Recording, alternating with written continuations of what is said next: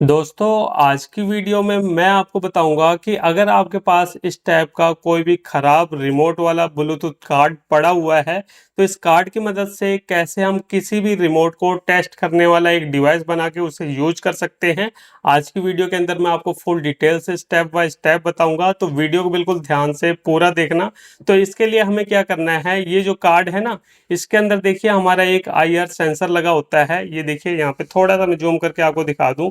ये हमारा यहाँ पे सेंसर लगा हुआ है एक, और इसके अंदर हमारे 3 लैग होती हैं टोटल। ठीक है, तो हमें क्या करना है, इसी सेंसर को बाहर निकालना है। तो हम क्या करते हैं, इसको आयरन की मदद से इस सेंसर को बाहर निकाल लेते हैं। तो ये देखिए फ्रेंड, यहाँ पे हमने इस IR इंफ्रारेड रिसीवर को निकाल लिया है। तो यहाँ पे इसी सेंसर का हमें यूज में लेना है, बाकी चीज़ों को हम साइड में रखेंगे। अब इस सेंसर को थोड़ा सा ना मैं नज़दीक से आपको दिखा दूं ताकि आप अच्छे से इसे देख पाओ। तो यहाँ पे देखिए कुछ इस टाइप से ये दिखाई देता है। यहाँ पे आप देख सकते हो कुछ इस टाइप से ये दिखाई दे रहा है। अब इसके अंदर देखिए ये ऊपर से तो यहाँ पे LED की तरह दिखाई दे रहा है, और पीछे से ये देखिए पूरा प्लेन है। ठीक है, ऐसा लग रहा है कि कोई प्लास्टिक की चीज इसके ऊपर लगाई गई है। तो कुछ इस टाइप का इसका डिजाइन है। अब इसके अंदर देखिए टोटल हमारे 3 पिन है, तो इन पिनों का आपको फंक्शन भी समझना पड़ेगा कि कौन सी पिन का क्या मतलब है। तो यहाँ पे ये जो पहले नंबर की पिन है ना, ये जो पहले नंबर की पिन है, ये है हमारी सिग्नल रिसीवर की। और ये जो दूसरे नंबर की पिन है, ये है हमारी ग्राउंड यानी माइनस सप्लाई की। और ये जो तीसरे नंबर की पिन है, ये हमारी प्लस सप्लाई की। तो ये चीज़ आपको ध्यान में रखनी है जब अभी हम इसके कनेक्शन करेंगे। तो यहाँ पे ये चीज़ें हमें खास करके ध्यान में रखनी है।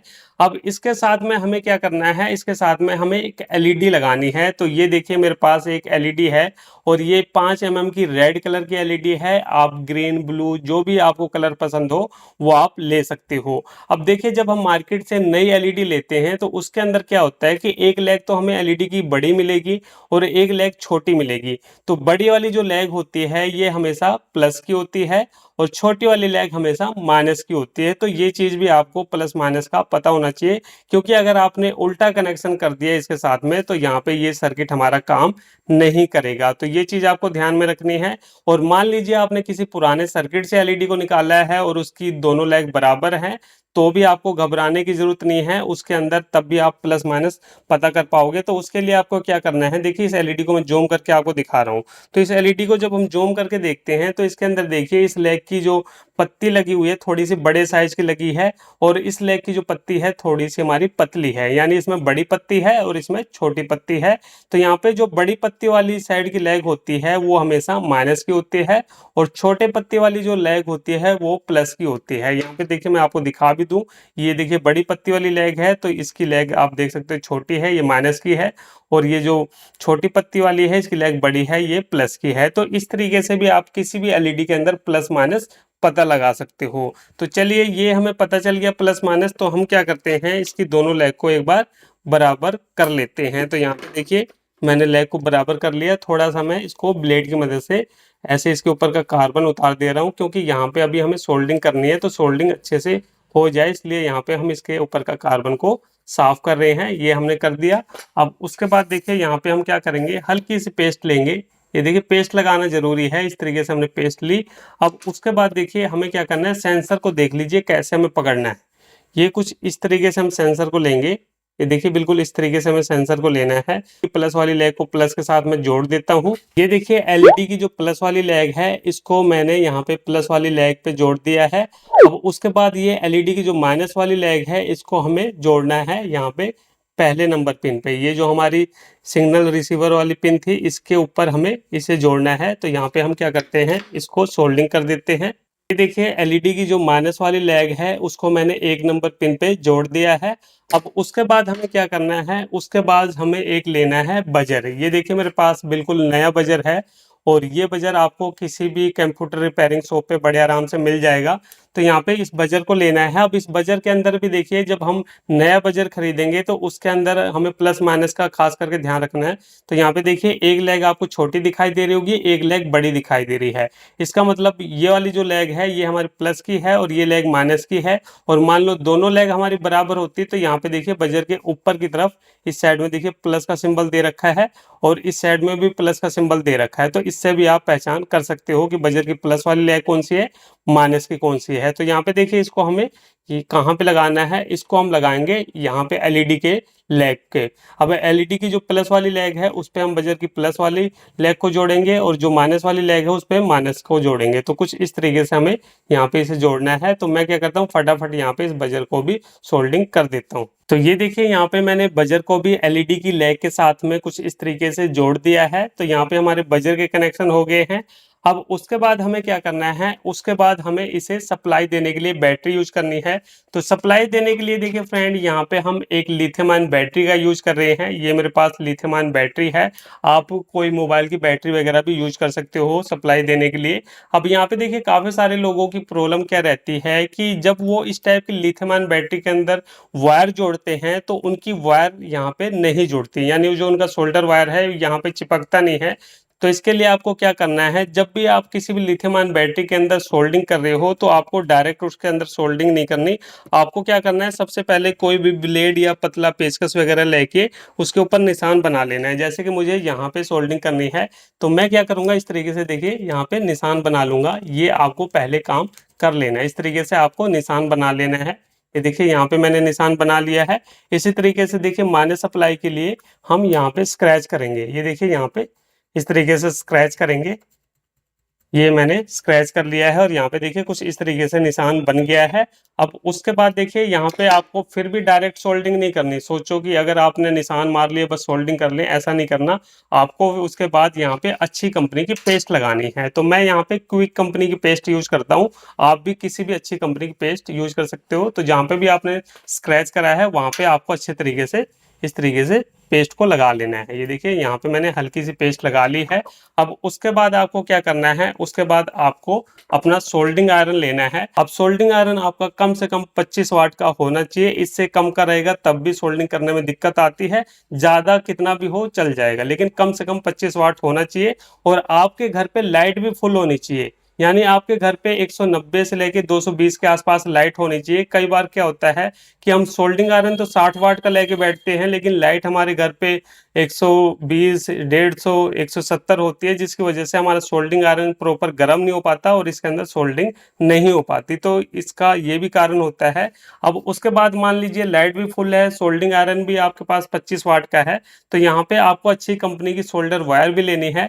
और वायर को डायरेक्ट इसके ऊपर मेल्ट नहीं कराना। सबसे पहले आपको वायर को इस बिट के ऊपर मेल्ट कराना है। देखिए इस तरीके से आपको हिसाब से मेल्ट करा लेना है। ये देखिए इस तरीके से हमने वायर को मेल्ट कर लिया है। अब जहाँ पे भी हमने यहाँ पे स्क्रैच मारा था वहाँ पे हम क्या करेंगे, कुछ इस तरीके से देखिए इसको रखेंगे, ऐसे रखेंगे। और ऐसे रखने के बाद हम ऐसे थोड़ा सा ऐसे फैला देंगे। ये देखिए, तो ये देखिए यहाँ पे ये जो हमारा शोल्डर है कितने अच्छे तरीके से यहाँ पे चिपक गया है। काफी सारे लोग बोलते हैं कि हमारा शोल्डर चिपकता नहीं है, तो यहाँ पे आप देख सकते हो आपके सामने ये सारी चीजें बिल्कुल बढ़िया तरीके से ये चिपक गया है। इसी तरीके से देखिए यहाँ पे फिर से मैं आपको माइनस वाले पॉइंट पे शोल्डर को चिपका के दिखाता हूँ। ये देखिए ये माइनस वाला पॉइंट है और यहाँ पे हमने स्क्रैच करा था। तो यहाँ पे देखिए इस तरीके से हम रखेंगे इसको और ऐसा रखने के बाद थोड़ा सा हम इसको ऐसे हिला देंगे। ये देखिए इस तरीके से हिलाया और यहाँ पे देखिए जो शोल्डर है हमारा यहाँ पे बिल्कुल अच्छे तरीके से चिपक गया है। अब ये निकलने वाला नहीं है। तो ये देखिए इस तरीके से आपको यहाँ पे शोल्डर को चिपकाना है। उसके बाद यहाँ पे वायर को जोड़ना है आपको।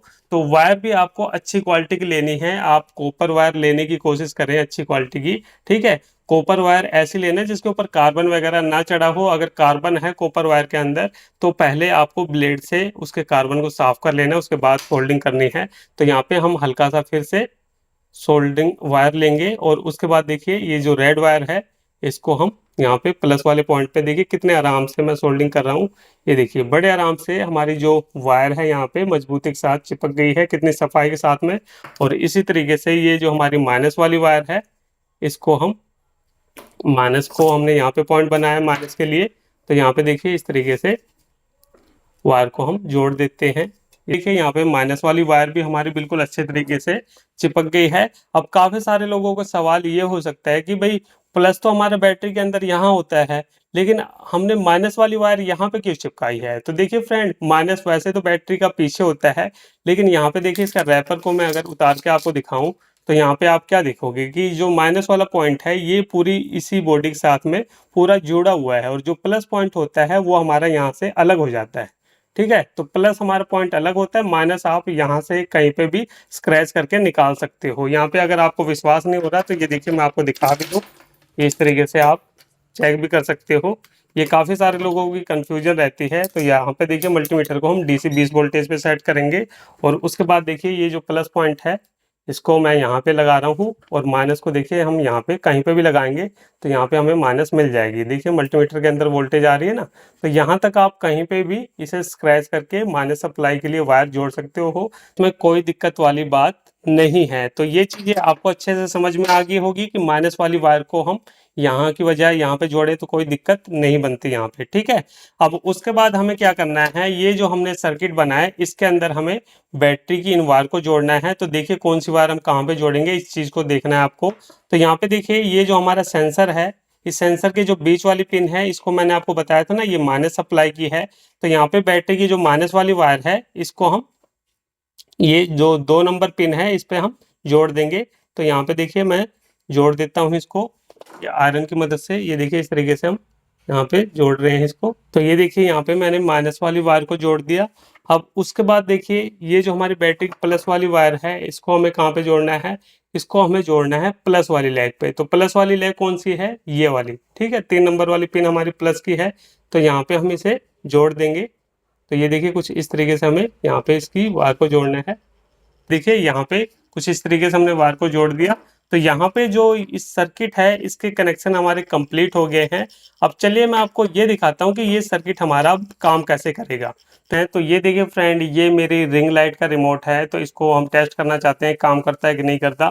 तो यहाँ पे देखिए इस डिवाइस से हम कैसे चेक करेंगे। तो यहाँ पे देखिए मैं कोई भी एक बटन दबा रहा हूँ, जैसे कि ये दबा रहा हूँ। तो इसके अंदर देखिए अभी क्या है कि बहुत ज़्यादा रोशनी है स्टूडियो के अंदर, इसलिए इसकी एलईडी आपको जलती हुई नहीं दिखाई दे रही होगी। तो यहाँ पे देखिए जब हम इसको ऐसे लगाएंगे, इसके सामने रिमोट लाएंगे, तो ये लाइट हमें जलती हुई दिखाई देगी। अंधेरे में और तेज आपको जलती हुई दिखाई देगी। अभी बहुत ज़्यादा रोशनी है इस वजह से आपको कम दिखाई दे रही हो।